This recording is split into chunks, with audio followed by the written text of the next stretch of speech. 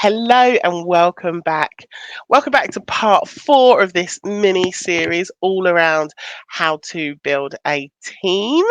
And this is the final one. This is the final one of this series, but don't worry, we'll be back with another series talking about some cool stuff that's going to be prudent and helpful to you if you are a coach or a course creator and you are looking to expand your business.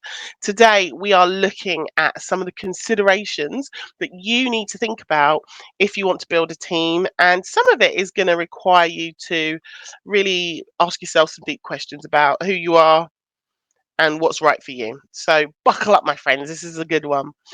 For those of you who don't know me, my name is Remy. I am the founder and the creator of the online business Temple, which is a portal for course creators and coaches who are looking to double their income whilst working less in their business. And we teach you how to do this through our automations, our systems, programs, trainings, one-to-one sessions, as well as our marketing and sales drivers that we put into all of our programs that help you earn more money. If that sounds like something you're interested in, click the link above or below this video and yeah, get in touch and let's have a chat. So let's jump into some of the considerations that you need to be making if you are a small business owner and you are looking to build a team. Again, we talked this week about whether that is outsourcing, so building a team externally, or whether you want to build a team internally, right? Build an in-house team. One of the first things that you do need to consider, however, is if you are actually ready to lead a team. And I know for some of you, this is your worst nightmare. Some of you absolutely hate the idea of having to delegate and tell people what to do and give people tasks to do. Like that's literally your worst, your worst vision of anything you ever wanted to be doing in any role. Sorry, I've got allergies. I've got a very itchy nose. Um, so consider, do you want to lead a team, right? Maybe you're not ready to lead a team. Maybe you know that's not in your skill set, your wheelhouse, and you're like, this just isn't going to be for me. In that case, your actual first hire that you want to bring onto your team is someone who's either going to manage your operations or be a business manager, somebody who will act as a buffer between you and the team that you are building so that they can deal with all that employee stuff, right? If you are just aware that this isn't your bag, this is not for you, but it's about having that understanding and that awareness of where you are in your journey. For some of you, yeah, you will be ready to lead a team, and for some of you it is literally your worst nightmare. And if that's the case, you need to look at what are the other options around how you can build a team without you necessarily having to manage a team. So that's the first thing I really want you to think about. And then the other thing is, if you are interested and ready to build a team, the other question is, are you capable of leading a team? Like, do you have the knowledge and the experience and the energy to lead a team? And if not, it may be that you're ready, willing, and able to do it, and perhaps you need to go and explore getting some leadership training around how you actually lead a team, get the best out of a team, be an effective leader.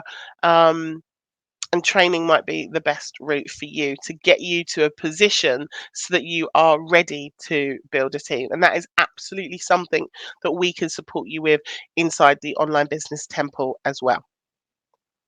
So another thing that you need to consider is when you're building a team is you have to very clearly set and define roles and responsibilities for any new employee that is coming on board. So you have to sit down, you have to think about all the moving parts of your business, the bits that you want to give to somebody else to do, and then clearly define what those roles are and what those responsibilities are so that there is no confusion about what that person is coming in to do for you. And also you need to think about how can you incorporate accountability into this role to make sure your new teammate or teammates or your employees are actually doing what they're supposed to do.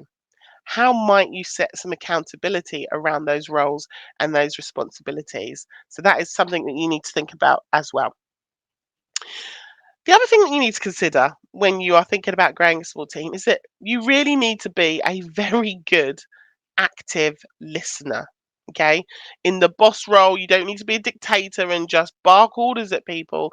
You have to be a very active listener and be open to hearing other people's viewpoints and opinions that may not be in alignment with yours, but you need to be in a position where you are actively listening and people feel like they are seen and heard, right?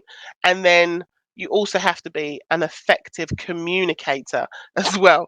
So, again, I started this by saying, you know, if this isn't in your wheelhouse and in your skill set, your first role really is to find somebody who's going to act as that person who does actively listen to employees and take on their thoughts, feelings, and their ideas as well, right? You do want to find somebody who can communicate your message effectively to your teammates, to your employees for you, if this is something that you are not very good at, because your team won't grow if you don't know how to communicate very well, or you're a poor communicator, or you feel like you just need to do all the things and give them little, you know, pithy jobs. And you're still carrying the brunt of the work. If that's the case, it's pointless even hiring somebody, right? So you have to do almost like an audit and an evaluation of your own skill sets and your own capabilities around whether or not you actually are a very good team leader, or the right person to lead your own team. Okay, because there might be somebody who could do it much better than you. And again, that takes a lot of weight and pressure off of your shoulder and frees you up, gives you more time to do the things that you love to do, right? And then the other thing you want to consider is what the culture of your business is going to be. What is the culture that you want to build, and how are you going to translate that and integrate that into your new employees or even outsourcers who are working from you? How do you convey the culture of your business to them? These are really important things that you need to think about, because what you want to build is a common culture where everybody um, sings from the same hymn sheet, is the best way I can describe it. That's what you want to create, a common culture that flows from you down through and out into the team, and how they show up and how they integrate with your customers and serve your customers. There needs to be a common culture. You have to cultivate that. That's your job.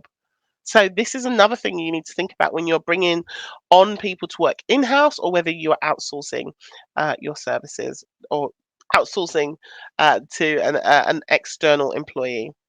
The other thing that you need to consider is, can you set smart goals, not just for you, but for the business and for your team, right? Smart goals, if you don't know, are specific, measurable, achievable, relevant, and time based, right?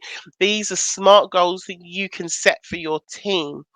And you need, again, consider, is this something you're good at, or is this something that somebody else might be better suited to do? If that's going to take your time and energy to create smart goals, then again, it may be that you hire a buffer person to help you do those things. So these are some of the things that I really want you to think about before you go out and start building a team. The other thing I wanted to share with you is that inside the Online Business Temple is that we help you with leadership training. We help you with recruitment, and making a decision around whether outsourcing is the right decision, or building a small team is the right decision for you. We give you training on how to be effective communicators and how to get the best out of your employees that you are bringing on into your business. And we support you in that transition from going from a solopreneur to being a boss, to being a CEO, to like being in charge and, running a ship. We help you with all of that and support you with all of that. If you are interested in learning more, feel free to send me a DM. I'm live, darling, so just stay over there a sec. Feel free to send me a DM, or feel free to click the link above or below this video and get in touch with me, because we would love to hear from you. All right, so this is the end of the series. I hope you've enjoyed it. Let me know in the comments what you thought about this series, and I'll be back very soon with lots more educational stuff to help you to grow your business, to grow a team, and yeah, I will see you soon. Take care, everybody. Bye.